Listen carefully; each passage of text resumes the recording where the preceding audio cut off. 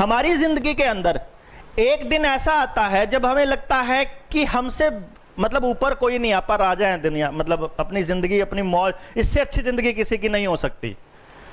और एक दिन ऐसा आता है जब लगता है कि सब कुछ मेरे ही साथ हो रहा है, मतलब मेरे साथ ही ऐसा क्यों होता है, मतलब सारे नेगेटिविटी खुद को ही लगता है। तो जब जिसका इमोशनल कोशेंट लो है ना, और जब इंसान ये सोचता है कि यार इससे अच्छी जिंदगी, इससे तो अच्छा मर ही जाओ, जिसका लो होगा ना वो मर ही जाएगा। पेरेंट्स किस इमोशनल कोशेंट किसी का भी कम किया ही नहीं जा सकता, वो बाय बर्थ कम होता है, उसको इंप्रूव किया जा सकता है, उसको इंप्रूव किया जा सकता है। इंप्रूव कैसे किया जा सकता है? जैसे मैंने बताया आपको कि इमोशनल कोशेंट जो है वो sum total of interpersonal intelligence और इंट्रापर्सनल का टोटल है। तो इंटरपर्सनल और इंट्रापर्सनल पे काम करो और आपका इमोशनल कोशेंट हाई हो जाएगा। अब इंटरपर्सनल पे कैसे काम करना है? इंटरपर्सनल का मतलब क्या है? सोसाइटी के साथ इंटरेक्शन, लोगों के साथ इंटरेक्शन। तो वो कैसे इंप्रूव करोगे आप? उस बच्चे को स्टेज हैंडलिंग दी जाए, उस बच्चे को ड्रामा, थिएटर, नाटक, डांस, दूसरी एक्टिविटीज जिसमें पब्लिक एक्टिविटी शामिल हो, यानी ग्रुप एक्टिविटी। आप रावण बनाने लग जाओ, उसकी ड्यूटी लगा दो स्पेशली कि तेरे को ये 3 बच्चे मैनेज करने हैं। वो चिड़ा रहेगा, मतलब डेफिनेटली वो, क्योंकि उसको नहीं पता कैसे हैंडल करना है। But this is the only way, interaction with people is the only way, role play is the only way कि कभी तू पापा बन जा, मैं मतलब चल मैं आज तेरा बेटा हूं। पापा को ही ये करना चाहिए कि आज मैं तेरा बेटा हूं, तू पापा है, चल आज तू मेरे को आज इंस्ट्रक्शंस दे। फिर वो मतलब आपको बताएगा कि कैसे आपको करना चाहिए। इवन आप अपने बच्चों के साथ घर जाकर के अगर एक प्ले करो कि आज तू मेरी मम्मी, मतलब अगर लड़की है तो लड़का तो तू पापा, और आज मैं चल तुम्हारी बेटी, तो आप मेरे को इंस्ट्रक्शंस दे। तो वो देखना आपको रियलाइज कराएगा कि आप कहां कितने गलत हो। वो आपको जब कमांड देगा तो आपको पता लगेगा कि वो तरह की ये वाला ऐसा कर रहा है क्या ये मेरा मतलब मैं ऐसा पापा हूं क्या, या मैं ऐसी मम्मी हूं क्या, जब वो ऐसी मम्मियों के इंटरेक्शन में है। तो वो बेसिकली हमें सीखने के लिए देता है। और इमोशनल कोशेंट आमतौर पे जैसे मैंने आपको शुरू में ही बताया, क्योंकि 98% लोगों का इंटर और इंट्रा ऑलरेडी स्ट्रांग होता है, तो इमोशनल कोशेंट ऑलरेडी स्ट्रांग होता है। मरने वाली फीलिंग जिंदगी में आ भी जाती है, हम मरते नहीं है क्योंकि हमारा इमोशनल कोशेंट ऑलरेडी स्ट्रांग है, ठीक है ना। जिनका लो है उनके पेरेंट्स को सचेत करना जरूरी है कि इसको बचपन से ना सुनने की आदत डालो, इसको बचपन से इस बात का रियलाइज कराओ कि अगर ये रो रहा है तो रोना कोई नुकसानदायक नहीं होता। आधे घंटे की जगह अगर 1.5 घंटा रो रहा है तो रो लेने दो, इसके आंसू सूख जाने दो, कोई फर्क नहीं पड़ेगा। रोने के डर से मत इसको एक्टिविटी में उसमें शामिल करो ना, बेसिकली वो वही तरीका है। फिर जैसे हमने बताया आपको कि उसको उन एक्टिविटीज में भेजना है जिससे कि वो अपने पैशन को ही प्रोफेशन बना ले। लेकिन यहां इमोशनल कोशेंट जिसका लो है, हमें उसके पेरेंट्स को स्ट्रांगली एडवाइज करना है कि भाई इसको theatre classes, drama classes and intrapersonal के लिए मेडिटेशन से बढ़िया कोई चीज नहीं होती। इंट्रापर्सनल इंप्रूव करना है, अगर सेल्फ में अगर जाना है तो मेडिटेशन एक ऑप्शन है। दूसरा कुछ मतलब आप इंट्रोस्पेक्शन का कार्ड बना लो आप रोज की, मैंने आज इस एक्टिविटी के ऊपर ये रिएक्ट किया, मुझे ऐसा करना चाहिए था। क्योंकि होता क्या है कि चाहे आपका लो है या हाई है, जब आप शाम को अपनी दिन की एक्टिविटीज को अगर आप गौर करेंगे तो आपको मालूम होगा कि आपने वो एक्टिविटी ठीक करी या गलत करी, आपके अंदर से आवाज आई जाती है। तो वो कार्ड बनाए ऐसा बच्चा, और जिसका लो होगा वो चांसेस कम है कि वो खुद बनाए।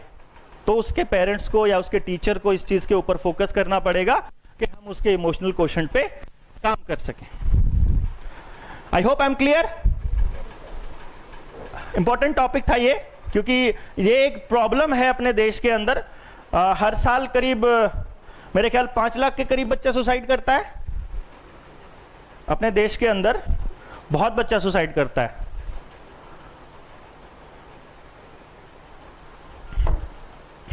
एग्जैक्ट नंबर तो मुझे नहीं मालूम। जब हम साइकोलॉजी में ये देते जी हाँ जी बोलिए, पहले आप बोलिए इसको, इसके नहीं इसके साथ बोलिए, आएगी अभी। इसको ना 1 सेकंड के लिए वेट करना पड़ेगा, ऐसे कर लीजिए और अब 1 सेकंड में आएगी। हाँ बोलिए।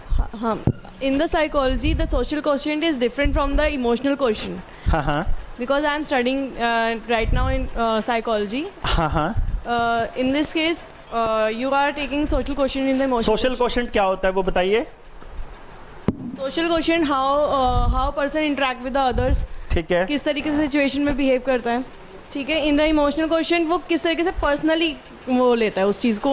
हमने दोनों को एक में कर दिया ना। हाँ जी, हमने इंट्रापर्सन और इंटरपर्सन को हाँ जी। हमने एक ही में कर दिया, इसलिए बोला कि social quotient is a part of emotional quotient. जैसे कुछ लोग स्पिरिचुअल क्वोशंट आता है, तो spiritual quotient is a part of emotional quotient. Spiritual intelligence is a part of intrapersonal intelligence, क्योंकि वो बहुत छोटी है स्पिरिचुअल क्वोशंट उसके, तो इसलिए उसको अलग ब्रांच बनाने की जरूरत नहीं है, वो उसी का पार्ट है, उसी की बदौलत है, उसमें से निकल गया। अब हाथ कह लो इसको, या कह लो कि this index finger is a part of this hand. अब इसको इंडेक्स फिंगर अलग से भी बोल सकते हो और पार्ट ऑफ हैंड भी बोल सकते हो, लाइक दैट। जी मैम प्लीज। सॉल्व हो गया? हाँ प्लीज। मेडिटेशन इंट्रापर्सनल इंटेलिजेंस के लिए बहुत जरूरी है। हाँ जी, so clear. These were 4 innate questions. इनके ऊपर जब अब आपको क्या हो गया कि और थोड़ी क्लैरिटी आई होगी उन बच्चों के बिहेवियर को देख करके। इवन आपके सर्कल में अगर आपके दोस्त का बच्चा कोई ऐसा है, तो एटलीस्ट उनको आप इतना सजेस्ट तो कर ही सकते हो कि कम से कम इतना पता तो लगा लो कि ऐसा क्यों करता है, कि अगर इसका लो है तो अर्ली स्टेज पे पॉसिबिलिटी है कि हम उसको ठीक टाइम पे सही जगह ट्रीट कर लें अच्छे से। Any question ma'am? सर, एक बच्चा है मेरी क्लास में। In the beginning of session उसके पेरेंट मुझे क्लैरिफाई कर रहे थे कि मेरा बच्चा कैसा है, कि मैम ये कभी काम नहीं पूरा करता, मैं डंडा बजा के इसका काम पूरा कराता हूँ मतलब जब इसके पीछे ना पड़ो तो ये काम पूरा नहीं करता है। तो मुझे लगा कि मैं क्या कंप्लेन करूँगी, सर ही मुझे कर रहे हैं, तो I should be confident about my child कि वो मेरे साथ उसका ट्रस्ट बिल्ड हो जाए। तो मैंने कहा सर कोई बात नहीं, मेरे पास पहली बार बच्चा आया है तो ये मेरी होली सोली रिस्पॉन्सिबिलिटी है, बाकी मार पिटाई इज़ नॉट अ सोल्यूशन, आप मेरे पे छोड़ दीजिए, आपको इसका सारा काम पूरा मिलेगा जी। तो मैंने उस बच्चे को पेरेंट के सामने ही बोला कि रौनक सारा काम पूरा होगा ना, मैं रिस्पॉन्सिबिलिटी ले रही हूँ आपकी, अब आप देख लो पापा के सामने प्रॉमिस करो कि कितने दिन में काम पूरा कर लोगे। तो वो 2 मिनट तो सोच में पड़ गया, फिर कहता है मैम परसों तक ना मैं सारा काम दे दूंगा। मैंने कहा सारा मतलब सारा, मैथ्स का, इंग्लिश का, हिंदी का, SST का। कहता है मैम हो जाएगा। मैंने कहा सर इसे आप कुछ नहीं कहेंगे, मेरे पास छोड़िए, मिडिल क्लास में मेरे पास ये स्टे बैक करेगा 45 मिनट्स और आपको सारा काम मिल जाएगा, लेकिन टिल देन आप इसे कुछ कहेंगे नहीं घर पे, ये होली सोली मेरी रिस्पॉन्सिबिलिटी है। आफ्टर 2 डेज उसका काम पूरा हो गया, यानी हाउ चेक था, मैंने बोला सबका काम पूरा, यस। इतने में साइंस मैम की मुझे कंप्लेंट आई कि मैम इसका काम पूरा नहीं है। I was shocked. तो मैम ने बोला कि I want to talk to his father, ये वो जो भी था। मैंने कहा ठीक है मैम, इसके वापस से मेरी बात हो चुकी है, एक बार मैं बात कर लूँगी। रौनक को मैंने बुलाया, मैंने कहा बेटा क्या हुआ, आप तो कहते सारा काम पूरा है, फिर मुझे साइंस की कंप्लेंट आ गई। कहता है मैम आपने कहा था इंग्लिश का, हिंदी का, साइंस का और मैथ्स का काम पूरा जाना चाहिए, SST नहीं बोला था। तो उस समय मैं शौक थी कि जो हम बोलते हैं, अब ये बच्चा कौन सी कैटेगरी का है, इमोशनल है, उसने मेरा ट्रस्ट नहीं तोड़ा, जो मैंने वर्ड्स उसके फादर को दिए उसने वो कंप्लीट करे और with in a couple of days he has completed all the work. लेकिन मैंने SST नहीं बोला था, he is that much smart also कि SST छोड़ दो बाकी, सॉरी साइंस छोड़ दो बाकी कर लेता हूँ। He may be smart, he may be, देखिए बहुत इंपॉर्टेंट, आपको ना जब आप ऐसे बच्चों से डील करेंगे, आप में से बहुत सारी चीजें समझ आ गई ना आपको, मैम की बात करते ही एकदम से क्लियर हो गया। He was a listener personality. इनके कहने से वो सिर्फ इसलिए कर रहा था बिकॉज इन्होंने उसका नाम ले दिया, रौनक, मैं रिस्पॉन्सिबिलिटी ले रही हूं। इतनी सी बात में वो इनके साथ कनेक्ट हो गया, इतनी सी बात में वो इनके कहने से काम कर लाया। उसका मन बिल्कुल नहीं था, but because he was connected to ma'am, he wants कि मैम खुश हो मेरी बात से, मेरा नाम उन्होंने लिया है जो कि बहुत कम लोग लेते हैं, ठीक। और इतनी सी बात में वो कर लिया। और दूसरा, वो उसकी बेसिक इंस्टिंक्ट है कि वो स्मार्ट नहीं था बिल्कुल भी। मैं आपको बताऊं, स्मार्ट जो बच्चा होगा ना, वो बिल्कुल चारों में से एक का भी नहीं करता। हाँ, उसने क्लिक नहीं किया, उसका दिमाग चलता ही बढ़ता है बेचारा, वो करता ही उतना, बहुत क्लियरली मैंने आपको शुरू में ही बोला, वो बेचारे को सुनता ही उतना है जितना आपके मुंह से निकलता है, उसे आगे पीछे का नहीं नजर आता। हमने तो यहां तक भी बताया था कि अगर आपने टेबल पे चाबी रखने को बोला है कि टेबल पे चाबी रखी है, उसे सोफा भी नजर नहीं आता अगर वो चाबी सोफे पे रखी हो तो। मतलब वो ऐसा नहीं है कि वो आपकी बात मानना नहीं चाहता, ऐसा नहीं है कि वो कम स्मार्ट है, ऐसा नहीं है कि उसको एक्चुअली दिखता ही उतना है। आप क्या कह रहे थे? उस केस में साइंस स्टेशन में ही हूँ। After that he came to me in the last in the diary period, ma'am सारा काम हो गया, because I had made a call to his parents कि इसका फिर से वही कुछ शुरू हो गया 7th क्लास वाला, ये नहीं कर रहा है काम। तो after that he came to me only with the question answer work sir। Notebook में ना तो डायग्राम थे ना ही नोट थे। मैम आपने ही तो कहा था क्वेश्चन आंसर। तो ऐसे मौके पे तो आपको हंसना चाहिए ना कि रियली मैंने ही कहा था भाई, ये तो मैं। इसमें देखो, आप जब अब डील करोगे लिसनर्स को तो आपको लगेगा यार सच्ची में मेरी स्टेटमेंट अधूरी थी, सच्ची में बच्चे को इतना समझ आया, सच्ची में ये करना ऐसा नहीं है कि वो बचना चाह रहा है, वो उसको रियल में ही उतना ही समझ आ रहा है। सो आप भी, मैं एक और बात बताऊं आपको, आप भी ध्यान रखिए, never take a promise from any child. बेटा प्रॉमिस ऐसा बिल्कुल मत लो, कभी मत लो। जो और मैम ने बोला कि आई ट्रस्ट यू वाली बात, जो बात कही थी, मतलब सच में आपकी आंखों में अगर ट्रस्ट है, बेटा आई ट्रस्ट यू, मतलब वो काम नहीं करके लाया, आप एक लाइन लास्ट में बोला आई स्टिल ट्रस्ट यू, वो फिर से नहीं करके लाया, आप फिर एक बार बोल रहे I still trust you. Listeners 85% होते हैं, 85% लोग बार बार भरोसा नहीं तोड़ते। वो एक मोमेंट ऐसा आएगा जब उनको शर्म आने लग ही जाएगी। हाँ, आइडलिस्ट को कभी नहीं आएगी, एफिशिएंट को कभी नहीं आएगी, उनको कभी नहीं आएगी। उन्होंने करना है तो करना है, नहीं करना है तो नहीं करना। मैडम ट्रस्ट करे या ना करे, गालियां दे या कुछ कहे, डांट पड़े, घर वालों को बताए, कुछ करे, उन्होंने करना है तो करना है, नहीं करना तो नहीं। But listeners they always trust your words, और वो उतना ही फोकस करते हैं जितना आपसे सुनते हैं। सो इतना सा आपको करना है कि you have to have command over your words. जो शब्द आपके मुंह से निकला उसको बहुत केयरफुली, और स्पेशली उस बच्चे का नाम उसमें इंक्लूड हो। ये स्पेशल बात है, सबसे ज्यादा स्पेशल एक ही बात है कि जब इंस्ट्रक्शंस दे रहे हो तो एटलीस्ट उस बच्चे का नाम एक बार लेना पड़ेगा। जितने लिसनर्स हैं आपको पूरी लेक्चर के दौरान उस बच्चे का नाम लेना पड़ेगा। अगर आप ये आइडेंटिफाई कर पाए कि मेरी क्लास में ये 10 बच्चे हैं, हर 5 मिनट में एक दूसरे बच्चे का नाम लेकर के उनका नाम लेना है आपने। ज्यादा नहीं करो तो छोटा मोटा काम भी, रोहन तुम पेंसिल पकड़ाना बेटा, उन दूसरे वाले बच्चे का नाम लेकर के उसको बोलो पिंकी तुम रबड़ दे दो, नहीं चाहिए तो भी मांग लो। सिर्फ इतना सा, ये 10 बच्चों के लिए 10 सेंटेंस आपको अलग से फ्रेम करने पड़ेंगे and your problem is solved. कुछ नहीं करना आपको बहुत ज्यादा।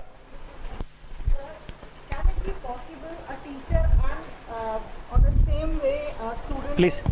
Can it be possible, and might be जब आप कह रहे हैं 85% और population is of listener only, क्या टीचर भी लिसनर हो और बच्चा भी लिसनर हो, तो उस केस में क्या करना चाहिए? 85% टीचर्स भी लिसनर ही होंगे। That's what. तो कैसे करना चाहिए? तो टीचर को समझ आ तो गई।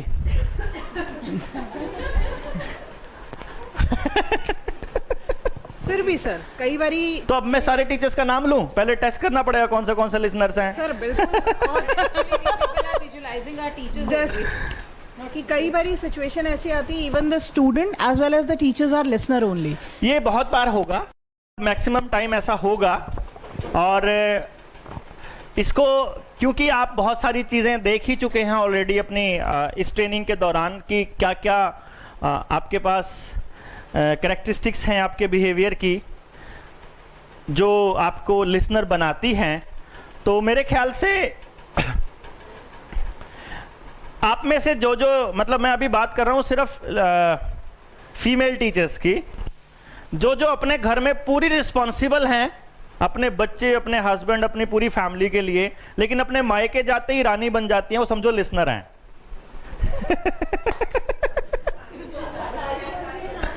नहीं, हाँ जो हैं, जो दूसरी हैं वो जैसी यहां पर हैं वैसी वहां भी हैं, अदर देन लिसनर्स।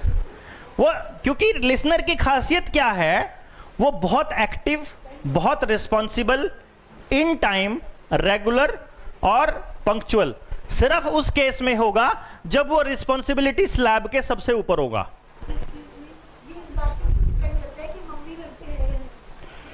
नहीं, वो तो बता ही रहा हूं, तो मैंने अगली लाइन में स्पेसिफाई कर दिया ना, जब आप रिस्पॉन्सिबिलिटी स्लैब में सबसे ऊपर हैं तब आप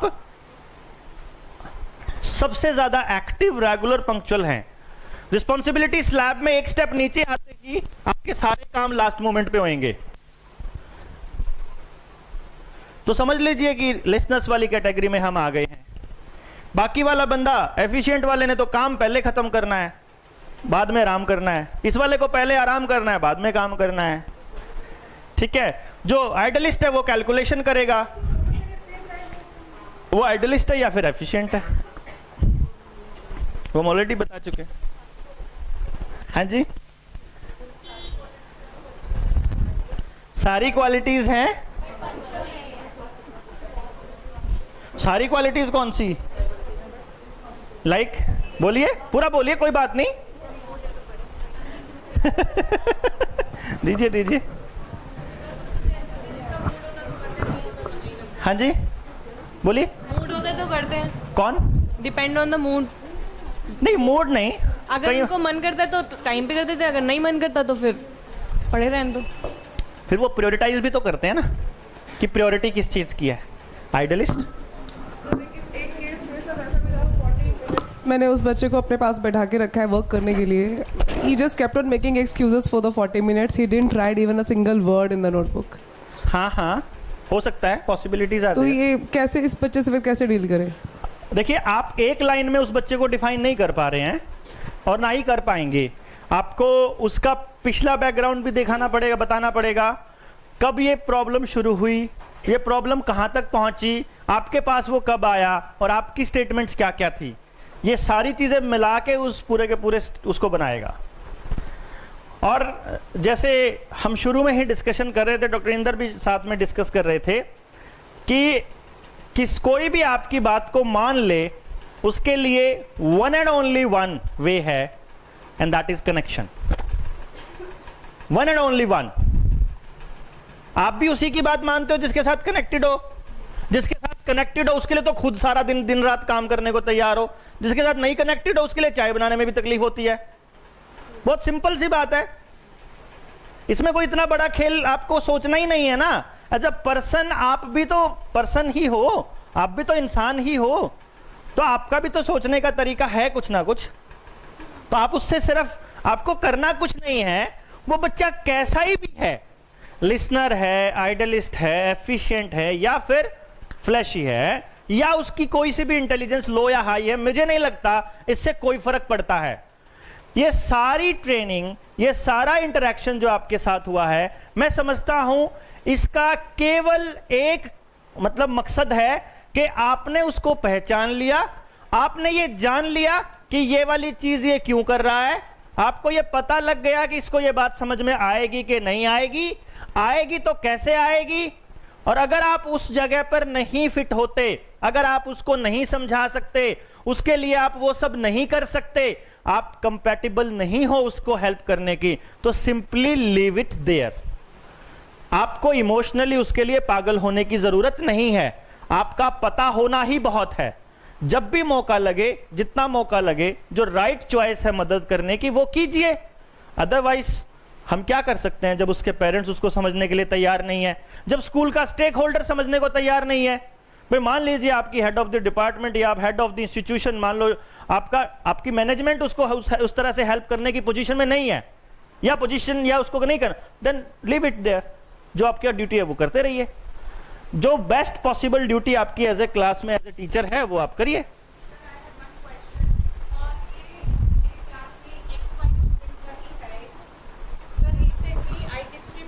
Science sheets. Ji. So that child was not able to score good. The problem is this: he came to me and said ki ma'am, my father would beat me because his sister was from the same school, so I have idea of that parent. What I could recognize is their parents are highly fleshy and efficient, a combination of highly fleshy and efficient, but the child is of listener category, and what they are doing is they are making the child emotionally unstable. The child said, he cried in front of me and he said, what should I do? I said, would you like to talk to your father, or would you like me to intervene in this situation? He said, no ma'am, he is going to beat me. मैंने कहा okay, I accept your point. What you can do, He said, ma'am, what you would have done if you have scored this kind of marks? मैंने कहा कि भाई I would have written a letter and put it besides the pillow of my father, so that whenever, and that I would have done early in the morning when I would be leaving for school, so that he could not get me inside the house while reading that letter. After some time he said कि ma'am please मेरे 4 marks बढ़ा दो, मैं at least 20s में आ जाऊँ, so my father would beat me not at that much level. I said 4 marks बढ़ा दो. Then he started blaming कि आपने मेरे marks ज़्यादा काटे हैं. I started laughing. He said, why are you laughing? Why are you laughing? I am putting a blame on you. मैंने कहा this is so childish. Why I should not laugh? And sir, I was just concerned about the child. I have given this advice, but that child, what I thought is that parents are making him emotionally unstable. He told me one thing, that since 4 years we have not smiled at our house. The discipline is so strict. There is a difference between discipline and over authorized parent. They are over authorized. They think it's my property, my child is my property. I know that child has, sir, that child arrived me 5 to 6 times to explain me what situation he will be going through. Although I have advised, but I have advised कि क्योंकि मुझे लग रहा था उस time पे कि कहीं उसकी हो ही ना जाए सच में, तो मैंने उसे बोला कि आप फिर इस तरीके से बताना जब आप हो ही ना, शायद उस टाइम पे पिलो. सर उसने मुझे क्लियरली कह दिया 4-5 सालों से सिर्फ डिसिप्लिन के चक्कर में हम हंसे भी नहीं हैं.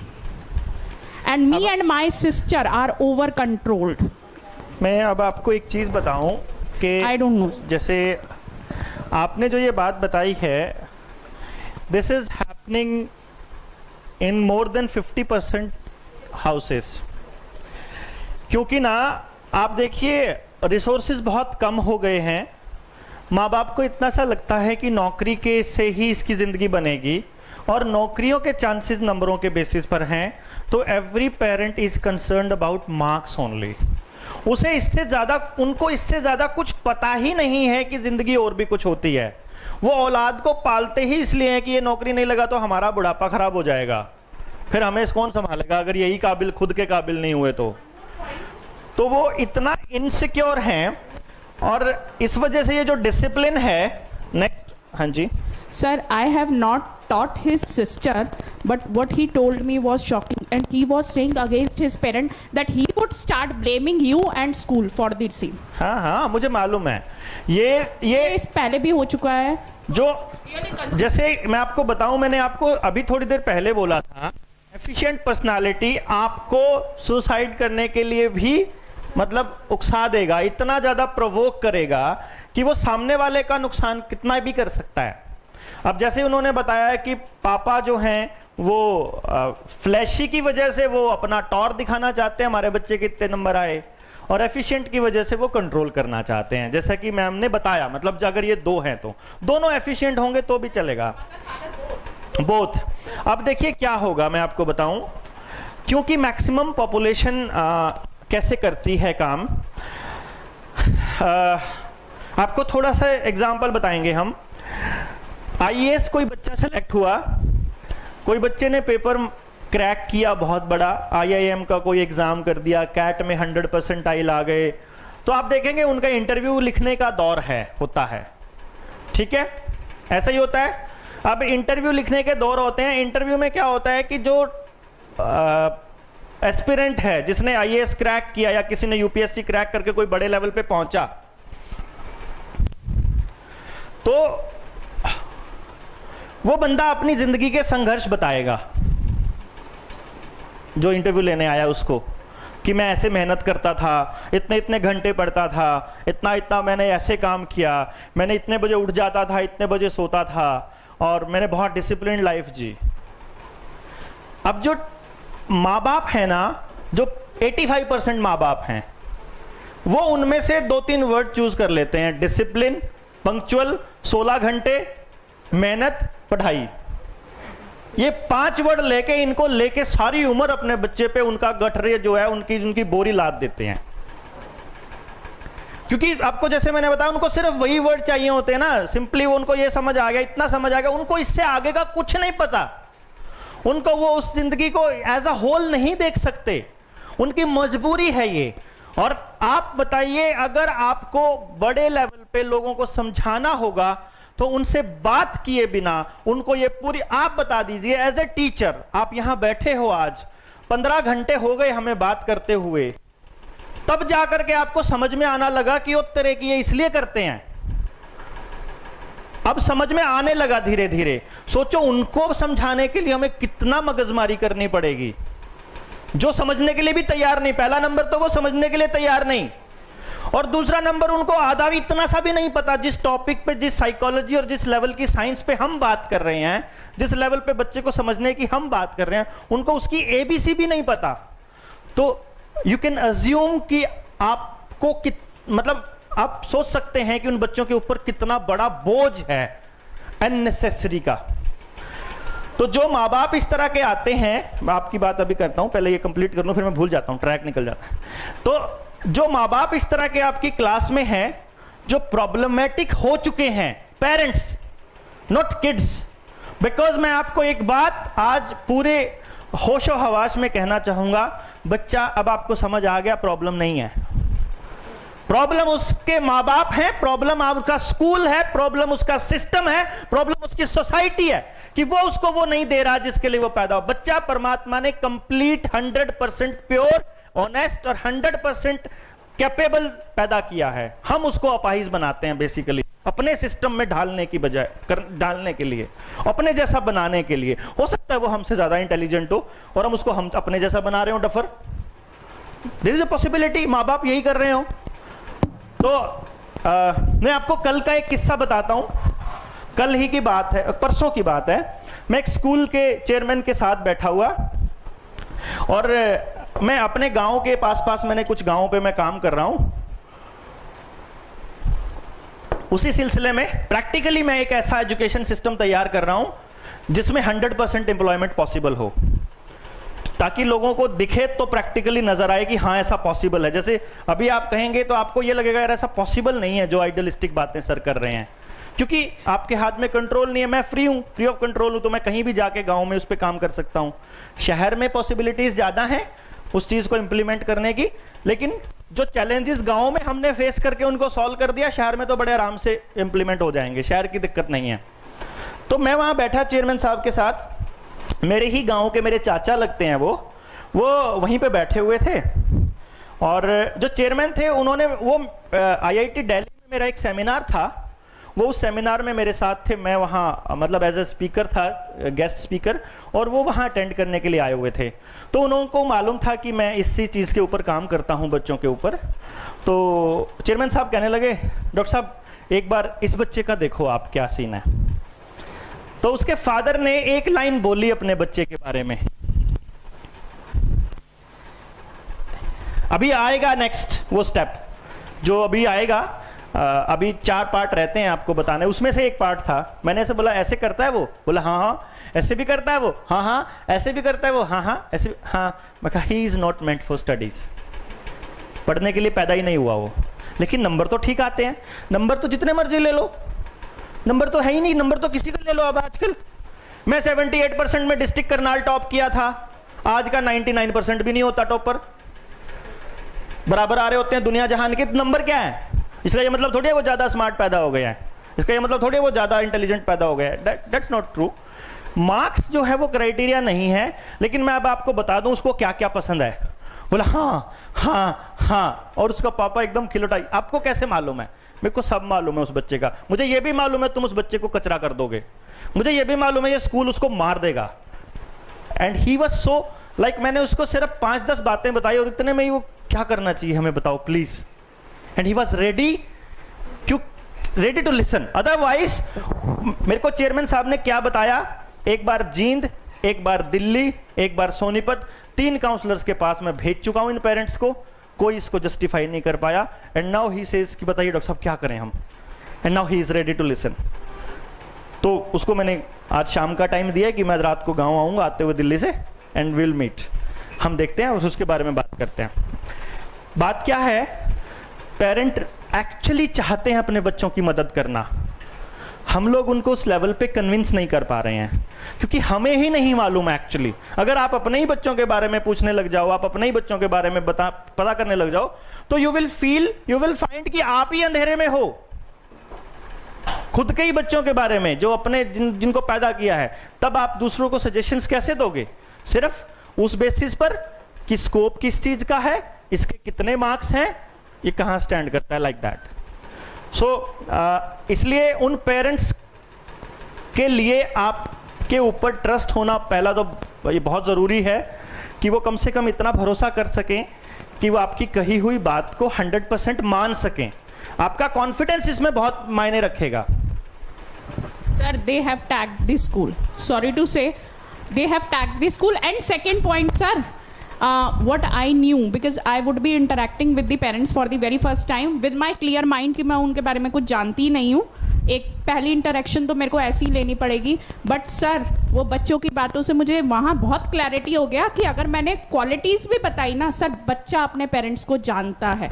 अगर मैंने क्वालिटीज़ भी बताई, क्योंकि मैं उसकी काउंसलिंग, अगर आप कर सकते तो आप बहुत पहले कर देते। सर मेरे पास तो अभी आया ना। हाँ, मैं वही कह रहा हूँ ना। और अब वो आ चुका है क्योंकि आप उसके स्कूल के टीचर हो और वो स्कूल के लिए एक इमेज बन चुकी है। मान लीजिए आपके दिमाग में डे 1 मान लो ये इमेज बन जाती कि ये बंदे की मैंने सुननी नहीं है, तब आप अनमने से तरीके से यहां बैठे रहते।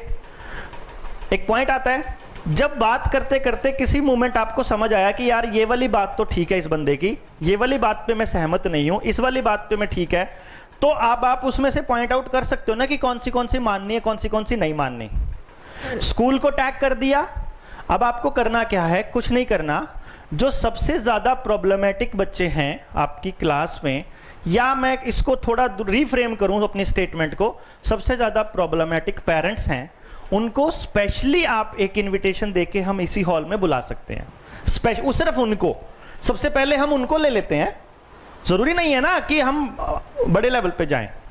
तो आप अपनी अपनी क्लासेस में ऐसे बच्चों की लिस्ट तैयार कीजिए। हर क्लास से 4 बच्चे ले लीजिए, 2 ले लीजिए या 5 ले लीजिए, और सबसे पहले let us interact with those parents.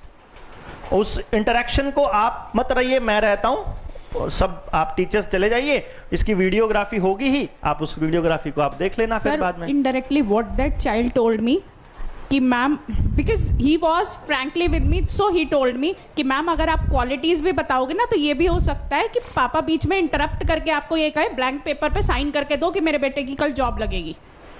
He said to this level। तो मैंने मन में आई हैव थॉट कि मैं ऐसा अगर होगा तो आई विल बी डूइंग, मैं दे दूंगा, मैं साइन कर दूंगी। हाँ। क्योंकि वही एक तरीका है नेगोशिएशन का, क्योंकि वो मुझे इनडायरेक्टली बोल गया कि आपको मेरी सिस्टर का नहीं पता, you have not taught her, because but I respect you and I, sir उसने बोला I respect you, I am warning you, ऐसा होने वाला है। मैंने कहा ठीक है, मैं जो आपको बता रहा हूँ ना, मैंने हंस के ही टैकल करा है वहां। मैं आपको बता रहा हूँ, मतलब किसी भी सिचुएशन को फाइनल सिचुएशन मत मानिए, एंड डोंट थिंक कि ये फाइनल सिचुएशन है और यही फाइनल सोल्यूशन है। There is always a better way. हम लोग जैसे बता रहे हैं, माँ बाप को एक चीज तो हमने पहले ही नोटिस कर ली। मैं आपको क्या कह रहा हूं कि एफिशिएंट और आइडलिस्ट तो अगले बंदे मानना है तो मानेंगे, नहीं मानना है तो नहीं मानेंगे, वो किसी से नहीं मानेंगे। तो what we need to do is कि जब आप उनसे पहली बार मिल रहे हो तब आपको वो इम्प्रिंट डालना पड़ेगा उनके दिमाग में कि हाँ ये बंदा मानने लायक है। दिस इज द ओनली वे, और कुछ नहीं। और उसका तरीका मैं बताऊंगा आपको जब हम उस इंटरेक्शन के लिए चलेंगे। अभी हम नेक्स्ट टॉपिक पे चलें। Yes please. हाँ चलिए, 1 सेकंड के लिए होल्ड करिए। मैम का क्वेश्चन है। जिसको जो चीज मना की जाती है ना वही करता है। हाँ अभी आएगा आगे, अभी आगे आएगा उसका सोल्यूशन, अभी आएगा। अब कोई बात नहीं, मैं आपको अभी जो बताऊंगा उसके बाद और क्वालिटी भी मैं ही बताऊंगा आपको, डोंट वरी। आपके वाला बच्चा याद रहेगा मुझे। सो अभी हम क्या करेंगे, 15 मिनट का ब्रेक बहुत होगा? 20 minutes? Okay, it's a 20 minute break and then will be here again, continue. Thank you. Third acquiring style भी बोलते हैं। मतलब क्या है एक्वायर करना? एक्वायर करने का मतलब ये है कि जैसे मैं आपको बताऊं, हम बच्चों को ज्ञान देते हैं बहुत सारा, माँ बाप भी देते हैं। अब कोई भी इंसान अपने बच्चों को गलत ज्ञान तो नहीं देगा ना, लेकिन वो एक्वायर कैसे करता है उस ज्ञान को, वो तरीका है। जैसे पापा ने बताया कि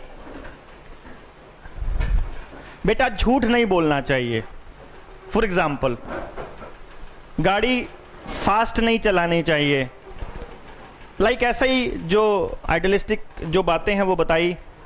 और किसी दिन वो बेटा अपने पापा को झूठ बोलते हुए, फोन पे झूठ बोलते हुए देख ले, सुन ले, या गाड़ी तेज चलाते हुए देख ले, तो वो पूछे कि पापा आपने झूठ क्यों बोला, तो वो पापा उसको एक्सप्लेन करेगा, बेटा मैंने झूठ इसलिए बोला क्योंकि बहुत ज्यादा जरूरत थी, और गाड़ी तेज इसलिए चला रहा हूं क्योंकि नहीं तो फिर लेट हो जाएंगे, नहीं तो कुछ ऐसी चीज है कि जाना बहुत जरूरी है। तो वो बच्चा एक्वायर करेगा अपनी जिंदगी भर के लिए कि झूठ नहीं बोलना चाहिए, किताबों में लिखने के लिए बहुत सही है, बट जब जरूरत पड़े बोल लेनी चाहिए। तो इससे फिर उसको जब भी ऐसा लगे कि सिचुएशन जो उसके अकॉर्डिंग नहीं है, ही विल ट्राई, और वो कंटिन्यूअसली अपनी पूरी लाइफ उसको एक्वायर कर लेता है। क्लियर जी? यही बात हमें मेहनत करनी चाहिए, हमें इतना पढ़ना चाहिए, हमें इस तरह से उठना चाहिए, हमें ऐसे सोना चाहिए, हमें ब्रश करनी चाहिए कि नहीं चाहिए, खाना खाने का क्या तरीका होना चाहिए, टेलीविजन कितना देखना चाहिए, मोबाइल पे गेम कितनी खेलनी चाहिए, मोबाइल पे लगा कितनी देर रहना चाहिए, एवरीथिंग दे एक्वायर।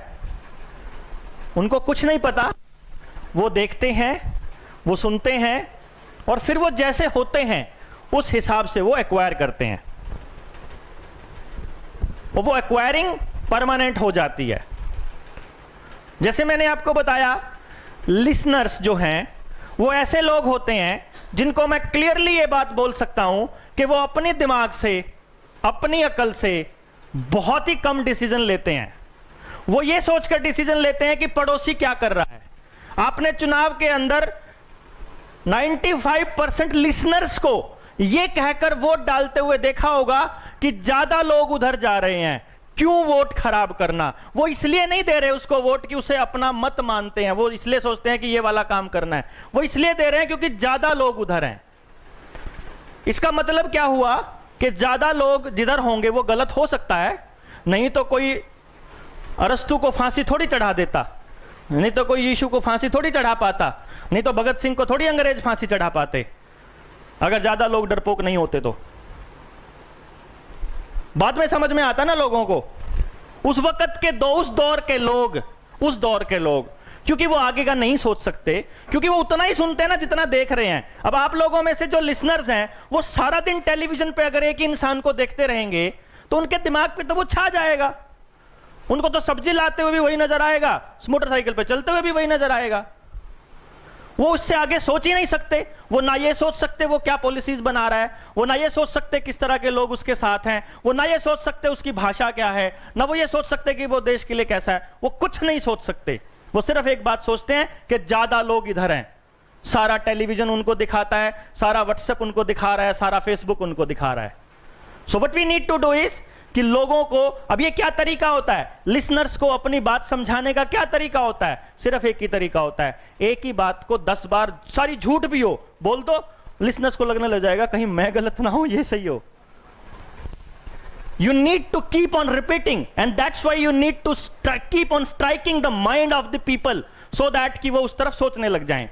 और इसीलिए मैंने शुरुआत में एक आपसे सजेशन मांगा था, जिस पे मैं अब पूरा, क्योंकि पूरा सदन बैठा है तो मैं आपसे राय मांगूंगा कि मैंने जिस आंदोलन की बात मैं कर रहा था कि हमने शुरू किया कि हम कम से कम इतनी विजिबिलिटी दिखाने लगे सोसाइटी को कि भाई हम मांग रहे हैं कुछ आपसे ऐसा एजुकेशन सिस्टम। तो मैंने कुछ स्टिकर बनवाए हैं जिसमें हमने लिखा है कि मैं देवेंद्र बल्हारा के साथ हूं और मैं 100% एम्प्लॉयमेंट बेस्ड एजुकेशन सिस्टम की डिमांड करता हूं। तो मैं ये पूछ रहा था आप में से कौन कौन अपनी गाड़ी और बाइक के पीछे लगाने को तैयार हैं? Will you please raise your hand जो जो तैयार हैं। Thank you very much. I hope कि आप में से सबकी गाड़ी और सबकी बाइक या स्कूटर के पीछे वो पीछे आगे स्टिकर लगा होगा, वो अभी आ जाएगा, आपको मिल जाएगा। वो आपने देखो कुछ नहीं करना, उससे हम कोई देश नहीं बदल रहे। हम क्या कर रहे हैं, हम एक थॉट दे रहे हैं सोसाइटी को कि 100% employment based education system, whosoever is making the policy, जिन तक वो बात जाती है, they will try to think कि लोग ऐसा सोचने लग गए हैं क्या। और अब आपका काम है आपके पेरेंट्स तक ये बात पहुंचाना कि you need to do that.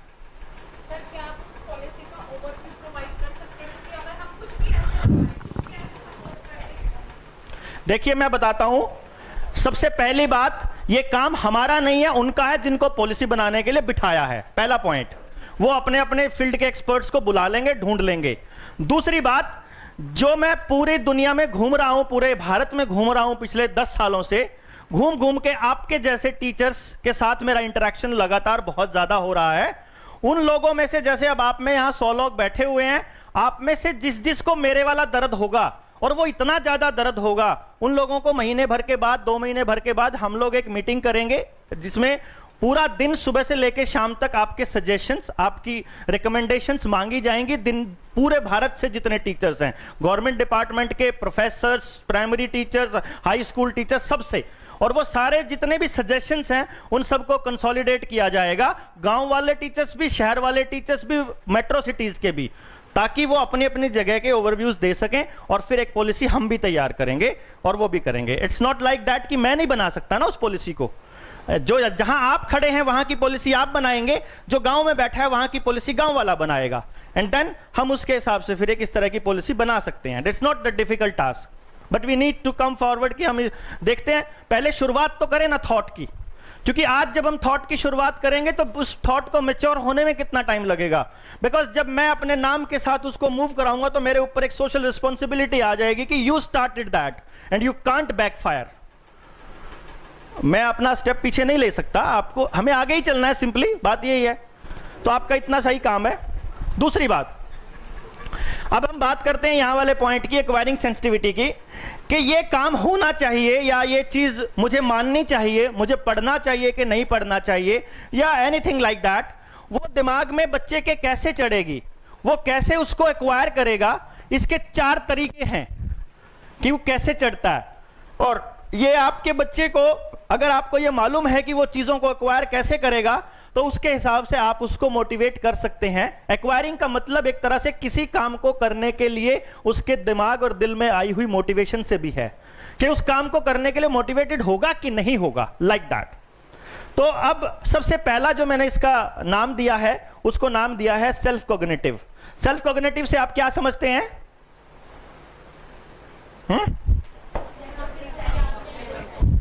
Self cognitive का मतलब है कि किसी काम को करने के लिए अगर मोटिवेशन आएगी तो वो अपने सेल्फ के एक्सपीरियंस से आएगी, अपने तजुर्बे से आएगी। आपने उस बच्चे को बताया, बेटा बाहर नहीं जाना, चोट लग जाएगी। अब वो बच्चा बार बार दरवाजे की तरफ जाएगा, फिर अब नो, फिर वो वापस आ जाएगा। फिर आप जब नहीं होंगे तो चुपके से ऐसे जाके और फिर वापस आके देखेगा, फिर देखेगा नहीं लगी चोट, इसका मतलब मम्मी झूठ बोल रही है, आगे से इसकी बात माननी नहीं। अगर आप बोल रहे हो कि बेटा ये नहीं करना क्योंकि इससे ये हो जाएगा, तो सेल्फ कॉग्निटिव बच्चा उस काम को करके देखेगा कि सच्ची में हो जाएगा कि नहीं हो जाएगा। आप कह रहे हो ये मोमबत्ती है, इससे आग जलती है, गर्म होती है, तो गर्म को भी वो लगा के देखेगा पक्का कि ये गर्म है कि नहीं, whether you are not telling नाइ।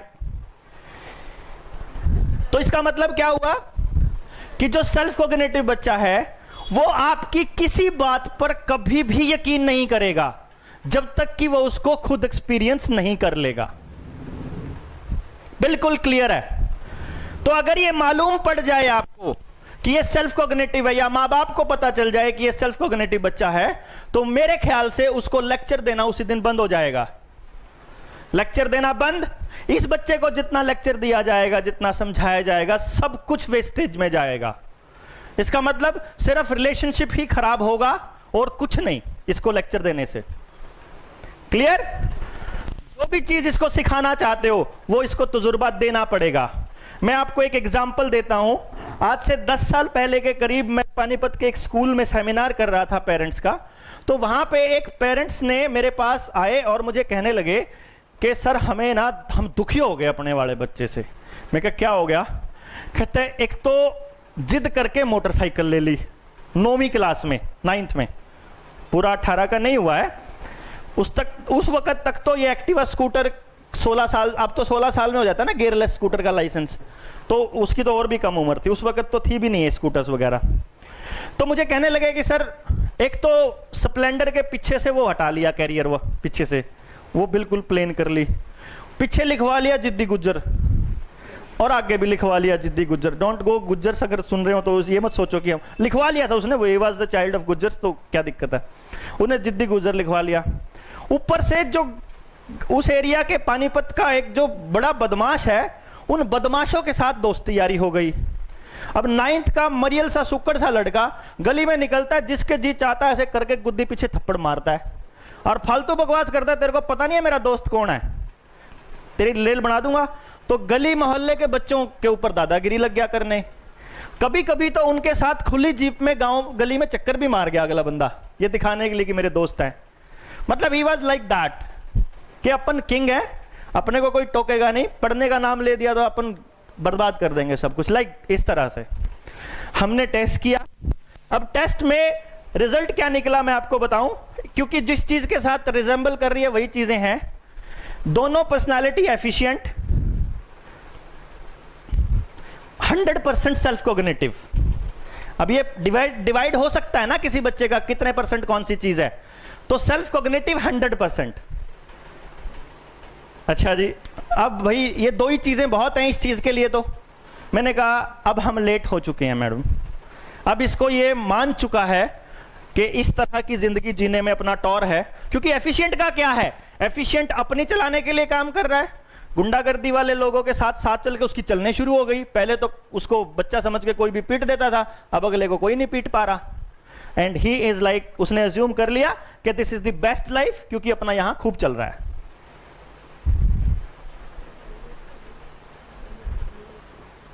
फिर कर लेना मैम, बाद में नहीं मिलेगा कुछ भी। तो अब हमने कहा कि इसका क्या सलूशन होगा। मैंने कहा मेरे पास इसका कोई सलूशन नहीं है, क्योंकि हम लेट हैं। 14 साल तक हम किसी बच्चे के ब्रेन को मोल्ड कर सकते हैं, उसकी एक्वायरिंग सेंसिटिविटी को चेंज कर सकते हैं, उसके थॉट प्रोसेस को थोड़ा बहुत उस एंगल में लेके आ सकते हैं जैसा हम चाहते हैं।